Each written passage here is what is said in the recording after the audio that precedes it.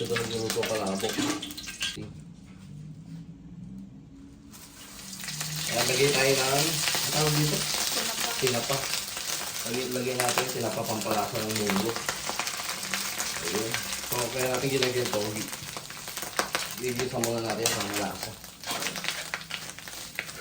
Ayan, so ito guys, oh, ganyan yung itsura dapat. Yung medyo magiging brown siya. Kaya natin ginanyan para lalong maging malasa. So, ngayon gagawin natin, ilalagay muna natin ito sa yan, sa lalagyanan. Hindi nyo na kailangang hugasan yan. Maglalagay na tayo ng mantika kasi magigisa naman tayo ngayon ng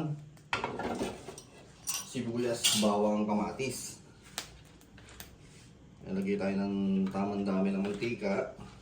Kaya muna natin uminit. Ayan, so may mantika, sabay-sabay na natin yan. Kaya muna natin na magisa. Ayan, so to, nagisa na natin na maayos yung sibuyas, bawang, kamatis. Lagyan na natin yung baboy. Ayan. So bali itong baboy, isa lang yung 200. Marami na lang, no? Kasim yung part na to. Malasa din kasi yung part ng kasim sa baboy. So yan, ngayon naman maglalagay tayo ng asin. Lagyan natin ng konti. Madali naman mag-adjust mamaya. Pero magiging malasa na yan kasi meron tayong tinapa. Kung meron kayong shrimp cube, pwede nyo ilagay yan para malasa. So, tingnan natin. Ayan, so ito guys. So, ganyan na yung itsura ng baboy. Medyo ilapit natin. So, ayan. So, kung napapansin nyo, ganyan yung itsura ng baboy. So, makunat-kunat pa yan. So, ang gagawin natin dito is, pwede tayong maglagay ng konting tubig. Depende sa inyo. Basta konti lang. Hindi naman makaka-apekto yan. Para mapalambot lang natin itong ating baboy. So, yan. Lagyan muna natin. Ito, maglalagay muna tayo ng konting tubig. So, yan. Konting dami ng tubig. Ayan. Pwede yung dagdagan pa natin kasi pakukuluan naman natin yan. Mag-evaporate pa naman yung iba niyan. Ayan. Ganito. Ayan. So, ito, bali malambot na yung ating baboy. So, di ba nilagyan ko yan ng bahagyang tubig. Di naman karamihan. Pero palambutin lang natin yung baboy. So, ngayon gagawin natin. Gagawin natin itong sinangag nating tinapa. Lagyan na natin lahat yan. Dagdag pampalasa. Kaya pwede tayong hindi maglagay ng no shrimp cube. Diba? Dahil haluin natin. So, yan. Ang gagawin natin, pagkahalo natin ito, yaan muna ulit natin ng ganyan bago natin ilagay yung ating munggo.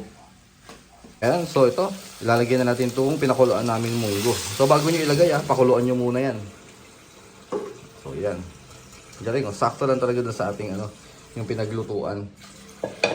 So, pwede natin itong haluin. So, ganyan.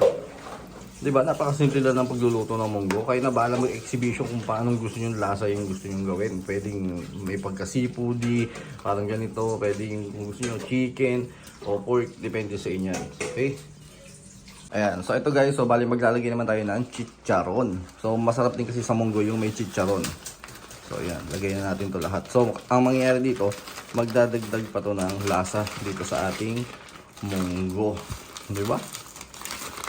Lagay lang natin lahat yan.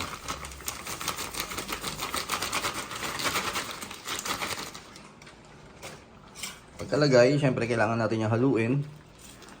So ayan, ganyan lang kasimple. Maglalagay pa tayo dito ng dahon ng ampalaya. Pwede rin pala kayo dito maglagay ng bunga ng ampalaya kung gusto nyo.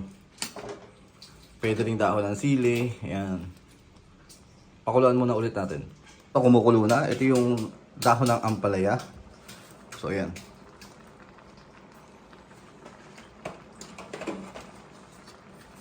So yan, ganyan lang kasimple. Ito, mabilis na itong maluto. Kahit segundo lang yan, luto na yan. Pero ang gagawin natin, pakuluan na rin natin ito mga 2 minuto. Then, syempre, ready to serve na yan.